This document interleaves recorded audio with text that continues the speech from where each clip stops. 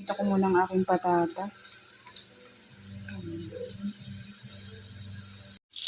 Gigisa na po tayo. Yan. Matalamsik lang po.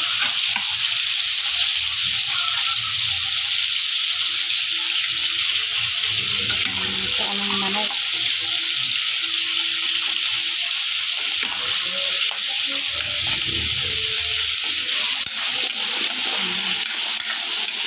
Gagawin ko po yung apretada.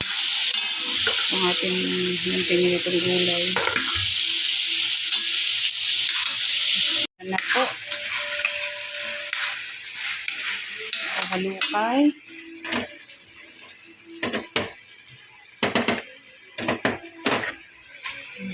Tingin kong pa. Ganun lang.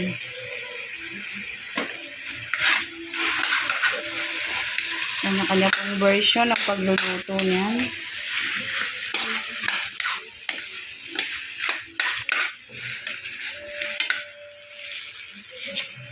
Lagyan po natin pang ating ubus ko na at maliit lang ito.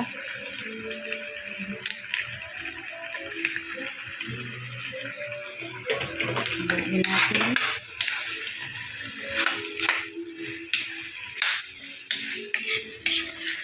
Tatakpan ko po yan muna. Po.